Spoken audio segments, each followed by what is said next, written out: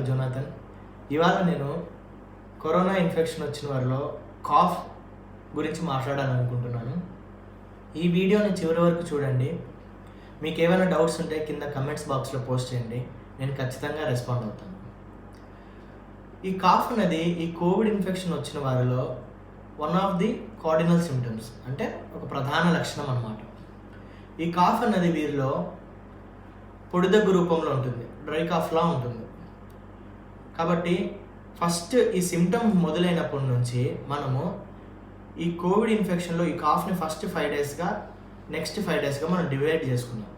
ఈ first 5 days అనేది చాలా ఇంపార్టెంట్. ఈ ఫస్ట్ 5 డేస్లో మనం ఏమేమి చేయాలంటే మన బ్లడ్ ఆక్సిజన్ లెవెల్స్ని 95 to 100 రేంజ్లో మెయింటైన్ చేసుకోగలగాలి.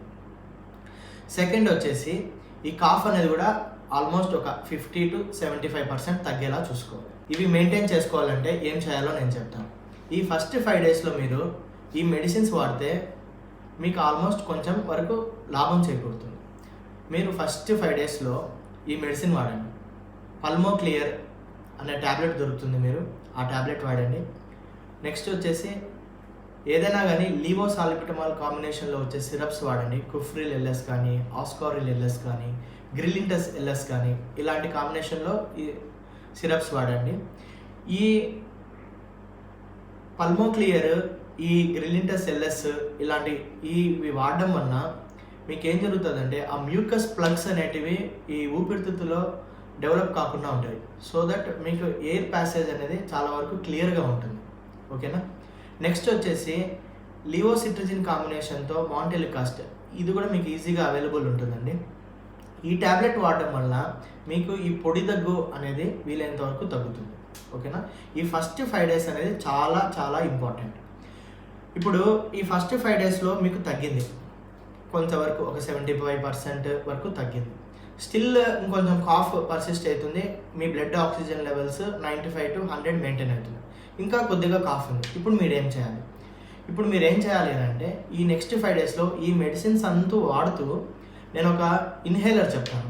బ్యూడోకాట్ ఇన్హేలర్ కానీ లేకపోతే బ్యూడోకాట్ రొటాహెల్లర్ కానీ మీకు అవైలబుల్ ఉంటుంది. అవి కూడా తీసుకోండి. ఈ బ్యూడోకాట్ ఎంత డోసు ఏంటి అనేది కింద నేను డిస్క్రిప్షన్లో ఇస్తాను. అది మీరు చూసి ఖచ్చితంగా దానికి తగ్గట్టుగా వాడుకోండి. ఈ 5 డేస్, ఈ నెక్స్ట్ 5 డేస్ కూడా మీరు ఇవన్నీ వాడడం వలన ఆల్మోస్ట్ మీకు క్లియర్ అవుతుంది.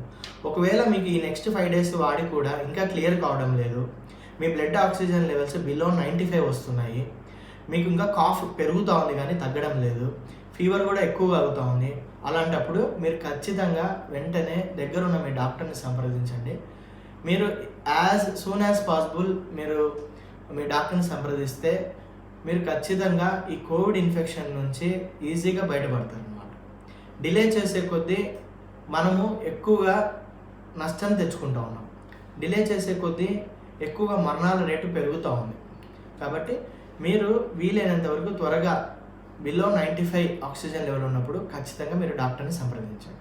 ఈ కాఫ్ మెడిసిన్స్తో పాటు మీరు ఏవైతే యాంటీబయాటిక్స్ వాడుతున్నారో, ఏవైతే మీరు మల్టీవిటమిన్స్ వాడుతున్నారో అవన్నీ మీరు కంటిన్యూ చేయండి. ఓకేనా.